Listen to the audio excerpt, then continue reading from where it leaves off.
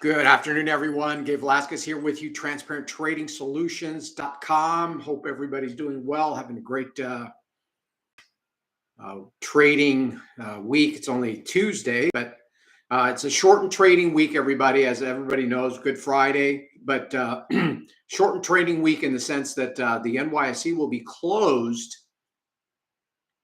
on Friday. However, we will have futures, bond market's going to be open, stock futures going to be open, currencies half day. So it's going to be interesting because we have the non-farm payrolls release on Friday with no stock market. So it will set up for a very interesting kind of volatility in that day. So one of the things I would caution everybody is be careful if you're going to trade that morning, because the market's going to be very, very thin. So there will be some probably market will be prone to some whipsaw as the release of the non-farm payrolls come in. And it's going to be a big one too. So anyways, all right, everybody. Well, welcome. Again, go ahead and hit the like button, subscribe to the channel and all that good stuff. So let's get into the markets. Again, from yesterday, Friday's big rally, which I was with you guys on Friday. Really kind of continuation a bit of the rally, not huge. In fact, volatility is really kind of drying up. I've got very small ranges in the S&P. In fact, this morning we were in about a 10-point range. We did attempt a rally up to the 40, like the 41.65 and pulled back. But all in all, let me just give you the numbers. And again, everybody should be, if you're looking at your charts, it's again, as I like to say, it's not rocket science. It's, it's simple, but not easy, right? Trading it can be simple, but it's extremely difficult because of the emotion and all that kind of stuff. But on the chart, you can see 40, there's, a bunch of pivots around 41.88. Let's call it, for all intents and purposes, 4,200. There's a gap above 42.20 that has, actually we were very close to hitting that way back in January, and now it looks like we're maybe going to round trip and come all the way back up again.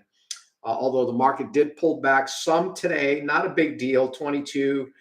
We've got obviously the pullback levels around 4,100, where we broke out from, and so that really sums it up.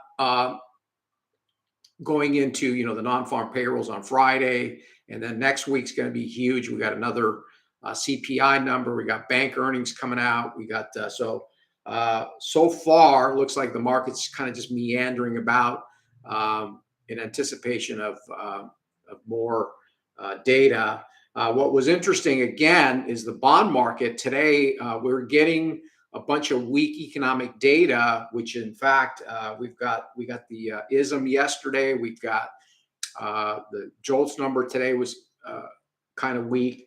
And you can see the bond market, especially on the 10-year and the 30-year, had a huge rally. In fact, the 30-year is almost ready to break out again at above that 133.22.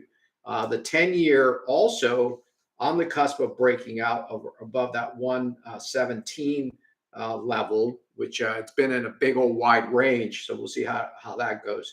NASDAQ also pulling back today, kind of in a little bit of a range. We do have 13,400 as some levels to look at. We are going to, just so you guys know, we're going to buy some SQ. If you're not familiar, SQQQ, which is the double leverage short ETF in the NASDAQ and the QQQs. It's the symbol, the ticker is SQQQ. We are attempting to get long in anticipation of a much bigger pullback. I think the rotation out of technology is already underway, and we'll see if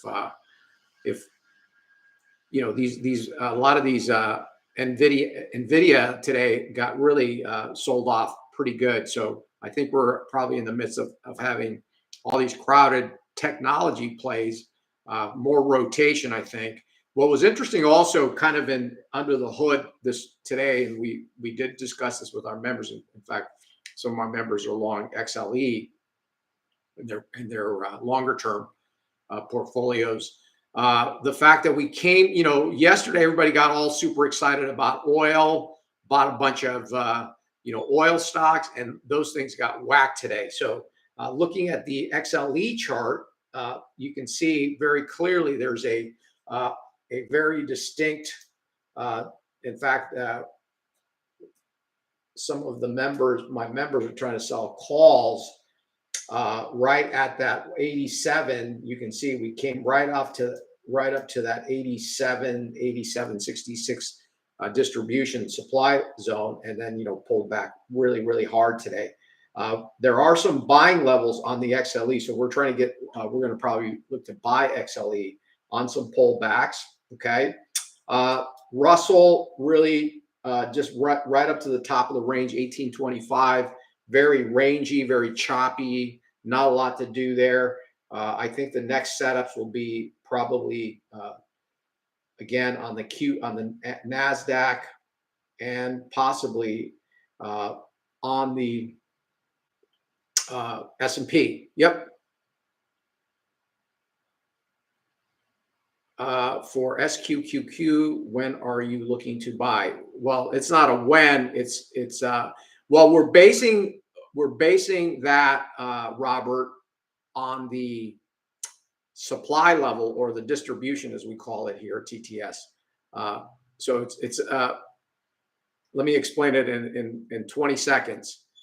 We're gonna, because the charts don't, because it's a leveraged ETF and it has some decay and all that. I don't know if you're familiar with that. Why don't you join me for 5 free days, and I'll actually show you what we're doing. Just ping me down on the bottom there, support@Transparent Trading Solution. What we're doing actually is we're trying to buy that based on where the QQQ supply is, if that makes any sense, right? So it's not a matter of when, it's a matter of when, and the QQQs are going to have to go a little bit higher for us to get long the SQQQ calls. Does that make sense, Robert? Okay. Because we're using the QQQ more or less as the trigger, if you will, right? Okay. All right. So moving right along, and by the way, the TLT is coming up to the top end of the range at 109. So that's another possible situation. We haven't really been trading bond futures because the levels have been so huge. There's been such volatility that it's been very, very, very interesting to, high risk to trade on the future side. So we've been mainly looking at the TLT in that regard. As volatility calms down in the bond market on the future side, maybe we're still looking at that. But every level that you draw on a 30-year or a 10-year futures contract is, if you draw it out, you're looking at minimum $300, $400, $500 per level. So yep. Okay. All right. So that's pretty much it. Just to wrap up on the bond market, the 10 years really primarily what I'm focused on. And so, looks like, if you look at the 10-year, 113.14, that was the pivot low. And then we have 117 to the top side. We got a huge level coming up here on the 10-year, right around 117 and so forth. So it's going to be interesting to see what bonds do, because if bonds continue to rally, that is a sign. Notice the bonds rally every time we have weak economy, right? Weak economic data, and so that's really it's going to start really the new regime. I think is going to be where bad news is going to start to become bad news. Whereas the past, remember when bad news hit the tape, bonds rallied, lowered interest rates, and everybody thought, well, that takes the Fed out of the, out of the picture, or at least lessens their resolve to continue raising rates. Whereas now it's like bad news is now the economy really slowing down is going to affect earnings, and now that's hitting the stock market too. So it's going to be interesting to see. And you can see clearly the bond market reacting very sharply yesterday and today. Yesterday was the ISM below 50. Today was the JOLTS number. And so now this sets up for a very interesting Friday with the non-farm payrolls. If it's a bad number, I think, the market probably, depending on how bad it is or how good it is, you're probably going to get some strong reaction from stocks. But what I think is going to happen is a very strong number will actually, because even all this economic data is actually good for inflation or disinflation, whatever you want to call it. The bottom line is the employment situation is still pretty tight, and that is really more or less the last kind of the last piece of the puzzle for the Fed. If they can't get employment down and all that, then I think that's going to be a negative for stocks. So we'll see how that pans out. Okay. Dollar, again, I've talked to you guys about this. The dollar is interest rates. So look at a picture of the bond market, and you can see when the bond market rallies, what happens to the dollar. You can see that today. You can see that in the last several weeks. The dollar is under pressure. Two things, because rates are falling, so exchange rate, right? And in addition, because the economy is slowing down. So those two factors are pressuring the dollar.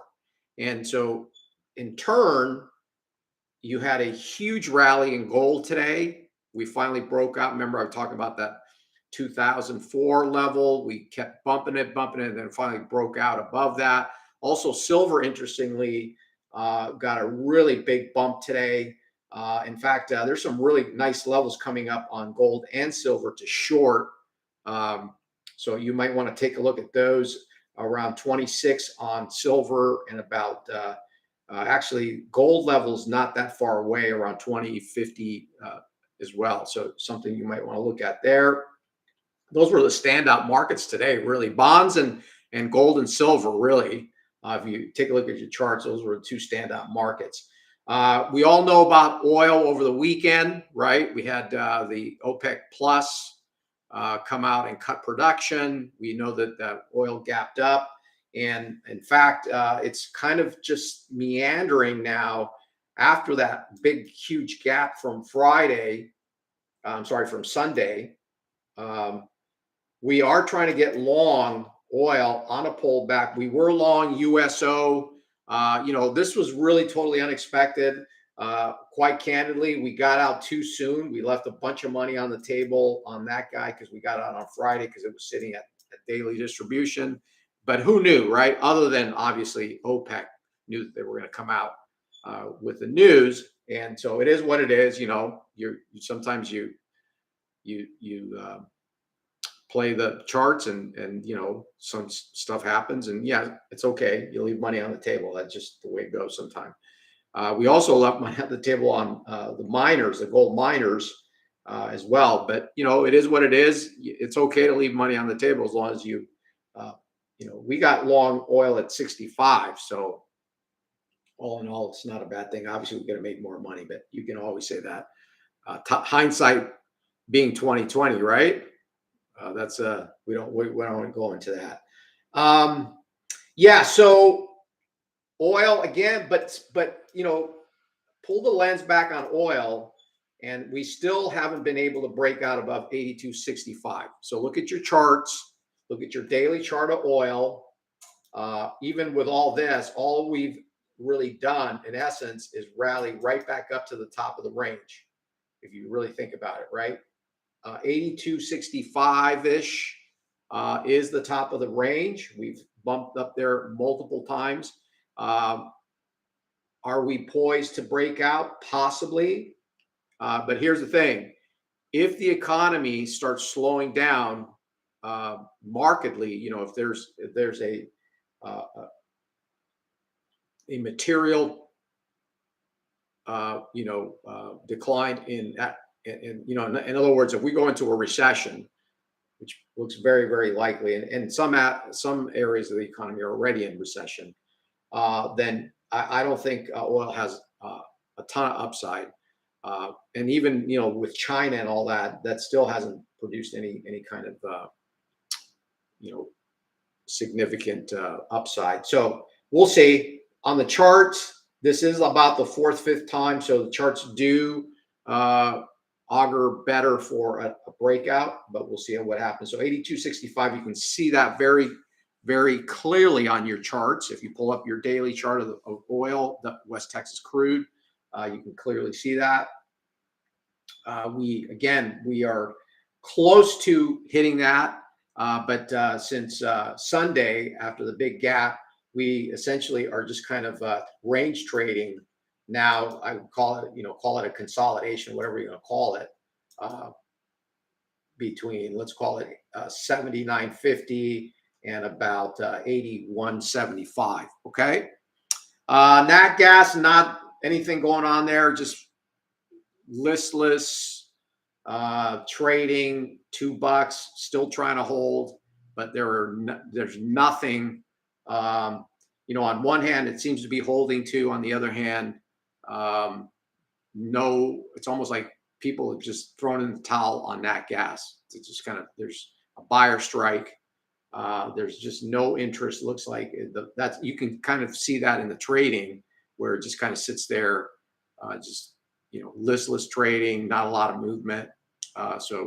But something's going to come out. Usually what happens with markets is when everybody kind of throws in the towel on a specific market, that's generally when it's going to move. So still kind of just looking at it, just kind of watching it, but not really doing anything with it. Okay.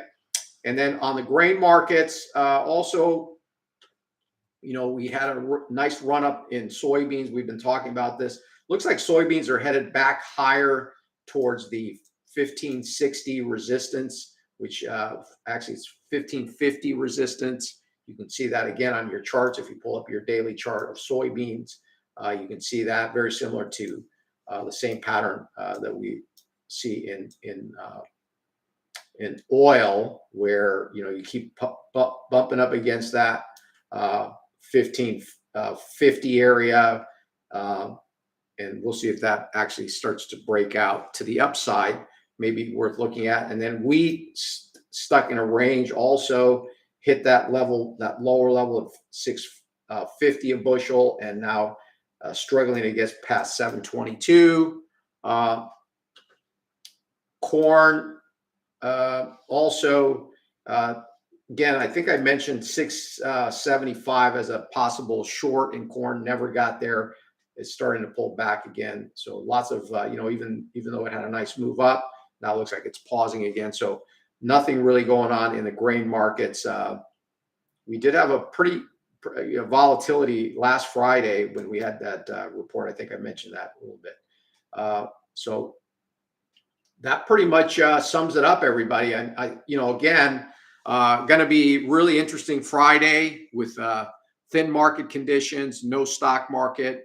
Non-farm payrolls is going to be really, really important. And the market is not so much the stock market, but if you notice the bond market is reacting, you can see that again, just like I mentioned earlier.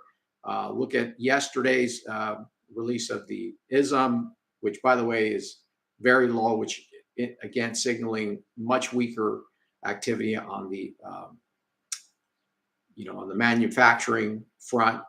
And then today with the job openings, that was also weak. So it's interesting how the economy is really now starting to signal more weakness.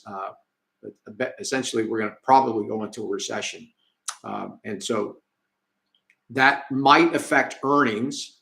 It's probably going to bring down interest rates, and it could be as long as. So here's the thing: can we have inflation even though we have a recession? Absolutely. It's called stagflation. I'm not saying that. I'm not suggesting that's going to happen, but at the end of the day, if inflation does not come down, and I think Friday's job number is going to tell us, kind of get us some idea on that. But other than that, market's very choppy, kind of challenging. Again, pick your spots. Metals, obviously, on the run. Don't chase. When everybody starts talking about now gold, remember, it's already rallied almost, gosh, how many hundreds of dollars. Silver also. So, it's always when everybody starts talking about it, you got to be very, very cautious. So do not chase the metals. I'm not saying go ahead and short the metals, not yet. We probably will be shorting, especially silver. But go back, again in history, and every time people get overexcited about, especially in the metals and some of these other markets, generally it's the time to go the opposite way. Same with the stock market, by the way. I wrote about, I write about it quite a bit. So be careful. Buy pullbacks if you say, well, I'm still very bullish on gold or silver. That's great. Just wait for a big pullback and then get long. Don't chase it. After it's rallied, so much. Okay. All right, everybody. Again, give me a thumbs up. Subscribe to the channel. I never say that. I'm not that good at YouTube. I have to say that. They're telling me to say that, so I have to start saying that. Also, subscribe to the newsletter. I will be having a class coming up here, another free class. If you want to spend 5 days with me for free in the mornings when I go through all the charts with my members and everything, go ahead and sign up on the bottom there. Other than that, have a great rest of your week. I will not be here on Friday because it is an off day, but I'll see you guys next Tuesday. Okay. So next Tuesday, I'll see you. And again, be careful on Friday because you will have a futures markets to trade, but you got to be very careful because of the thin market conditions. Okay. All right, everybody. See you next Tuesday. Have a great weekend. Happy Easter, everybody. Talk to you soon.